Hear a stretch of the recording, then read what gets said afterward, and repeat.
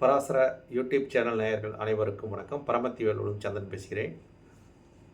இன்றைய ஜோதிட ரீதியான ஒரு தலைப்பு ஆய்வு என்னென்னா, பிறந்த கிழமையில் அதாவது ஒவ்வொரு கிழமையிலும் பிறப்பவர்களுக்கு பலன் எவ்வாறு இருக்கும் என்பதற்காக இந்த ஜோதிட ரீதியான ஒரு பதிவுன்னு வச்சுக்கோங்களேன்.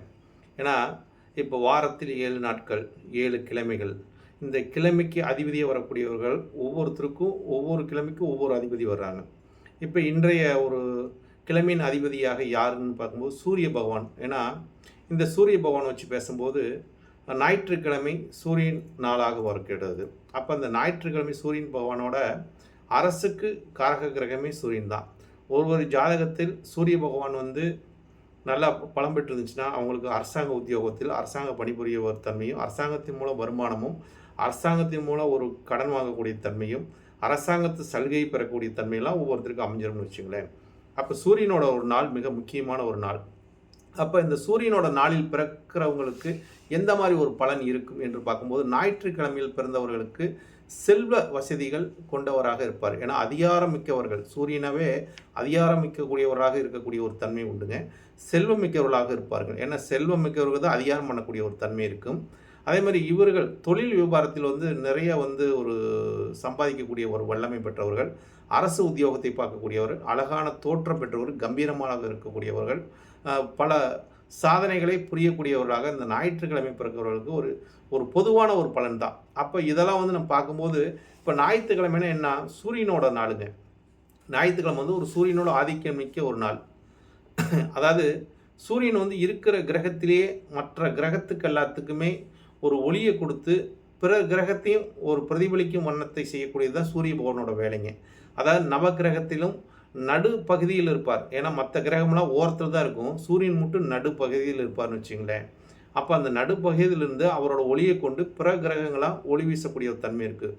அப்போ ஞாயிற்றுக்கிழமையில் பிறக்கிறவங்களுக்கு எப்பொழுதுமே பிறரை ஒரு வாழ வைக்கக்கூடிய தன்மையும், பிறரை அதிகாரம் பண்ணக்கூடிய தன்மையும், பிறரை அடக்கி ஆளணுங்கிற ஒரு தன்மையும், ஒரு வைராக்கியம் மிக்கவராக இருப்பார். அதாவது வைராக்கியம் மிக்கவராக இருக்கக்கூடிய ஒரு தன்மையும், சூரியன் என்றாவே ஒரு ஆதிக்கம் செலுத்தக்கூடியவர்களாக இருப்பார். அதனால தான் அந்த சூரியனுக்கு எப்போயுமே ஒரு ஆற்றல் பவர், எப்போவுமே ஒரு வைப்ரேஷன் உள்ளதுன்னு சொல்லுவோம். அந்த மாதிரி ஒரு சூரியனோட ஒரு நாளில் ஞாயிற்றுக்கிழமை பிறக்கிறவங்களுக்கு இந்த மாதிரி ஒரு ஆதிக்கம்லாம் நேர்ந்திருக்கும். இப்போ நீங்கள் பிறந்த மாதத்தை எடுக்கும்போது சூரியனை வச்சு உங்களோட மாதத்தை கண்டுபிடிச்சிடலாம். அப்படின்னா எப்படின்னு பார்த்தீங்கன்னா, எந்த ஒரு கிரகத்தை வச்சு கண்டுபிடிக்காமல் இந்த சூரியனை வச்சு கண்டுபிடிச்சிட முடியும்னு வச்சுங்களேன். அதாவது நீங்கள் சித்திரை மாதத்தில் பிறந்தால் உங்களுக்கு சூரியன் மேச ராசியில் இருப்பாருங்க. சித்திரை மாதத்தில் பிறக்கிறவங்களுக்கு சூரியன் மேச ராசியில் இருப்பார். அதே நீங்கள் ஒரு வைகாசி மாதத்தில் பிறந்தீங்கன்னா சூரியன் ரிஷப ராசியில் இருப்பார். உங்களுக்கு எளிமையாக கண்டுபிடிச்சிடலாம், அந்த 12 ராசியிலையும் கண்டுபிடிச்சிடலாம்னு வச்சுங்களேன். அப்போ வைகாசி மாதத்தில் பிறந்தீங்கன்னா சூரியன் உங்களுக்கு ரிஷப ராசியில் இருப்பார். இதே ஆனி மாதத்தில் பிறந்தால் உங்களுக்கு சூரியன் மிதுன ராசியில் சஞ்சரிப்பார்னு வச்சுங்க. ஏன்னா இது ஒரு ராசி கட்டத்தில் 30 நாட்கள் ஒரு பரிணாமிக்கக்கூடிய ஒரு கிரகம் சூரியன் மட்டுமே. 30 நாளைக்கு ஒவ்வொரு ராசியிலும் சரியாக 30 நாள் பயணிக்கும்னு வச்சுங்களேன். அப்போ ஆனி மாதம் 30 நாளுக்குமே சூரியன் மிதுன ராசியில் சஞ்சரிப்பார். இப்போ கடகம் ராசி என்று பார்க்கும்போது அங்கே சூரியன் ஆடி மாதம், கடக ராசி என்றவே ஆடி மாதம் அம்மனுக்குரிய மாதம். இந்த ராசியில் சூரியன் 30 நாள் பயணிக்கும் போது அவங்களுக்கு கடக ராசியாக வரும்னு வச்சுங்களேன். ஆடி மாதத்தில் பிறக்கிறவங்களுக்கு கடக ராசியில் சூரியன் முழுமையாக பயணிக்கக்கூடிய ஒரு தன்மை இருக்கும். அப்போ நீங்கள் ஒரு ஆவணி மாதத்தில் பிறந்தீங்கன்னா சூரியன் சிம்மத்தில் இருப்பார். சிம்மம் உங்களுக்கு ஆவணி மாதத்தில் வரக்கூடியது, சூரியன் 30 நாள் அங்கே பயணிக்கக்கூடிய ஒரு தன்மை. அதே நீங்கள் புரட்டாசி மாதத்தில் பிறந்தீங்கன்னா சூரியன் உங்களுக்கு 6ஆம் இடம், காலதேவனுக்கு 6ஆம் இடம் கன்னி ராசி என்று சொல்லக்கூடிய இடத்துல 6வது ராசியாக பயணிக்கக்கூடியது. அந்த 6வது ராசியில் சூரியன் பயணிப்பார். 7வது ராசியாக வரக்கூடியது, அதாவது 7வது ராசி தான் துலா ராசிங்க. துலா ராசின்னு நீங்கள் ஐப்பசி மாதத்தில் பிறந்தால் சூரியன் உங்களுக்கு துலா ராசியில் இருப்பார்னு வச்சுங்களேன். இதே நீங்கள் கார்த்திகை மாதம் பிறந்துறீங்க 8வது ராசின்னு வச்சுங்களேன். ராசியில் 8வது ராசி கார்த்திகை மாதத்தில் ஒரு சூரியனை அங்கே பயணிப்பார். இதே நீங்கள் ஒரு மார்கழியில் பிறந்துட்டீங்கன்னு வச்சுக்கோங்க, அற்புதமான ஒரு மாதம் இருக்கிறதுலே, மாதத்திலே மார்கழி ஒரு உகந்த மாதம். அப்போ நீங்கள் மார்கழி மாதத்தில் பிறக்கிறீங்களா உங்களுக்கு சூரியன் அந்த தனுசு ராசியில் இருப்பார்னு வச்சுக்கங்களேன். அடுத்ததாக நீங்கள் ஒரு மகர ராசியில் பிறக்கிறீங்கன்னா அது தை மாதம், மகர ராசி என்றால் தை. அப்போ சூரியன் அங்கே மகர ராசியில் சஞ்சரிப்பார்னு வச்சுங்களேன்.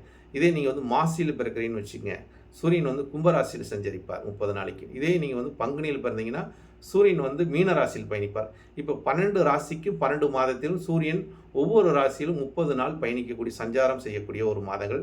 இந்த சூரியன் தாங்க ஒவ்வொரு மாற்றத்தின் நிகழ்த்துவார்னு வச்சுங்களேன். அந்த மாதிரி இந்த ஞாயிற்றுக்கிழமையில் பிறக்கிறவங்களுக்கு எப்பொழுதுமே ஒரு மாற்றத்தை கொடுத்து கொண்டே இருப்பாங்க. மாற்றத்தை கொடுக்கக்கூடிய நபர்களாக இருப்பார்கள். பிறருக்கு வந்து இவங்களால ஒரு நன்மைகள் செய்யக்கூடிய ஒரு தன்மையும் ஆதிக்க நிறைந்தவர்களாக இருப்பாங்க. அப்போ சூரியனோட தன்மைனா என்ன? சூரியன் மேசத்தில் உச்சம், அதாவது சிம்மத்தில் ஆட்சி. ஆட்சிங்கிற இடம்னு பார்த்தீங்கன்னு வச்சுக்கோங்க, இவங்களுக்கு காலதேவனுக்கு 5ஆம் இடம். ஆட்சி என்றாவே இவங்க ஒரு அதிகாரம் செய்யக்கூடிய நபர்களாக இருக்கக்கூடிய ஒரு தன்மையும், அதே மாதிரி சூரியனுக்கு வளர்வரை தேய்வரைலாம் கிடையாதுங்க. சூரியனுக்கு முன்னாடி இருக்கிற கிரகம் பலம் பெற்ற கிரகம். ஜாதகப்படிங்க ஒவ்வொரு ராசி கட்டத்திலும் சூரியனுக்கு முன்னாடி இருக்கக்கூடிய கிரகம் ஒளி வீசுங்கள். அந்த கிரகம் வந்து பலம் பெறும். அவங்களோட தசாகாலங்களில் சிறப்பாக இருக்கும். சூரியனுக்கு பின்னாடி இருக்கிற கிரகம் மறைந்திருந்து வேலை பார்க்கும். அப்படின்னா ராகு கேதுக்கெல்லாம் சூரியனுக்கு பின்னாடி இருக்கக்கூடிய கிரகங்கள் வக்கர கிரகங்களாக சொல்லக்கூடிய தன்மையில் ஒன்று. அப்போ சூரியனுக்கு அருகாமையில் இருக்கக்கூடிய கிரகம் தன்னோட பலத்தை இழக்குது. அதான வக்கர காலம், நீசம், அஸ்தாங்கம் அடைஞ்சிருச்சு அப்படின்னு சொல்லக்கூடிய தன்மையெல்லாம் அஸ்தாங்கம் பெற்றுச்சுனாவே சூரியனுக்கு அருகாமையில் இருக்கக்கூடியவர்கள்லாம் ஒரு 10 டிகிரிக்குள்ளே இருந்துச்சுன்னு வச்சுங்க அஸ்தாங்கம் ஆயிரும். அப்போ அதுக்கு பலம் இல்லை. அந்த பலத்தையும் சூரியன் வாங்கி தான் பலம் பிரதிபலிக்கக்கூடிய வண்ணமாக இருக்கும். அப்போ இந்த சூரியனோட தன்மைகள் என்று பார்க்கும்போது நவ கிரகத்திலேயே முதன்மையான ஒரு கிரகம் என்று கேட்டிங்கன்னா அது சூரிய பகவான் மட்டும்தான். அப்போ அந்த முதன்மையான ஒரு நாளில் நீங்கள் ஞாயிற்றுக்கிழமை அன்னைக்கு பிறந்துட்டிங்கன்னா நீங்கள் முதன்மையாக இருக்கக்கூடிய ஒரு ஆசையும், உங்களுக்கு எதுலேயும் முதன்மையாக வரக்கூடிய வேண்டும் ஒரு எண்ணமும், நீங்கள் எதையுமே யாருக்கிட்டையும் அதாவது அடிப்பணிந்து ஒரு வேலை செய்யக்கூடாதுங்கிற ஒரு தன்மையும், யாருக்கிட்டையும் கையேந்தி யாசகம் பெறக்கூடாது. ஏன்னா சூரியனோட நாளில் பிறக்கிறவங்க யாசகம் கொடுக்கக்கூடிய வல்லமை பெற்றவர்கள். அதாவது சூரியன் யார்கிட்டையும் யாசகம் பெற மாட்டார். இவர் பிறருக்கு கொடுத்து தான் அவருக்கு பழக்கம். அதாவது கொடை வள்ளல் என்று சொல்லக்கூடியது சூரியன் பகவான் தான். அதனால தான் கர்ணன் அவரோட இதில் பிறந்தனால அவர் கொடை வள்ளனாக திகழ்ந்தார். அது மாதிரி சூரியனோட நாளில் பிறக்கிறவங்களுக்கு எப்பொழுதுமே பிறருக்கு உதவும் மனப்பான்மையும், பிறரை அடக்கி ஆளக்கூடிய ஒரு மனப்பான்மையும், பிறருக்கு ஒரு அதிகாரம் தோரணையில் இவங்க வாழக்கூடிய தன்மையும், மதிப்பு மிக்கவர்களாகவும் பொது இடத்தில் இவங்க ஜொலிக்கக்கூடிய தன்மையாகவும் இருக்கக்கூடிய ஒரு காலகட்டமும் இருக்கிறது. அதனால் ஞாயிற்றுக்கிழமையில் பிறக்கிறவங்களுக்கு உங்களுக்கு ஜாதகத்தில் சூரியன் வலிமையாக இருந்துட்டார்னா அவரோட நாட்கள் நீங்கள் வந்து மிக பிரகாசமாக அடையக்கூடிய ஒரு தன்மையும், உங்களுக்கு இந்த சூரியனால் மிகப்பெரிய நல்ல யோகத்தை கொடுக்கக்கூடிய தன்மையெல்லாம் இருக்குது நண்பர்களே. அதனால் இந்த ஞாயிற்றுக்கிழமை சூரியனோட நாளில் பிறக்கிறவங்களுக்கு மிகப்பெரிய யோகங்கள் அரசாங்கம் மூலியமாகவும், அதிகாரம் மூலியமாகவும், அரசு பதவிகள் மூலியமாகவும், அரசியல் ரீதியாகவும் உங்களுக்கெல்லாம் எளிமையாக கிடைக்கக்கூடிய ஒரு வல்லமை கிடைக்கும் நண்பர்களே. நன்றி, வணக்கம், வாழ்க வளமுடன். இந்த பராசர ஆன்லைன் யூடியூப் சேனலை பார்த்து கொண்டு இருக்கிற அவங்க தங்களோட கருத்தையும், தங்களோட கமெண்டையும், தங்களோட சப்ஸ்கிரைப்ஸையும் நீங்கள் மறக்காமல் ஒவ்வொரு வீடியோவும் நீங்கள் பார்க்க சப்ஸ்கிரைப் பண்ணிங்கன்னா தான் அந்த சப்ஸ்கிரைப்ஸ் தான் எங்களுக்கு வந்து ஒரு நாங்களும் போடுறதுக்கு உங்களுக்கு உண்டான ஒரு ஆதரவை எங்களுக்கு நீங்கள் கொடுத்த மாதிரி இருக்குன்னு வச்சுங்களேன்.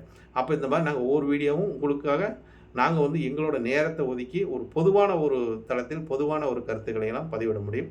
அதுக்கப்புறம் உங்களோட ஜாதகத்தில் ஏதாவது சந்தேகம் இருந்தால் உங்களுக்கு அருகாமையில் இருக்கிற ஒரு ஜோதிடர்கிட்டையும் நீங்கள் காமிச்சிங்கன்னா அதுக்குண்டான ஒரு சந்தேகங்களையும் விளக்கங்களையும் சரியாக சொல்வார்கள் நண்பர்களே. நன்றி, வணக்கம், வாழ்க வளமுடன். பரமத்தி வல்லுவன் சந்திரன்.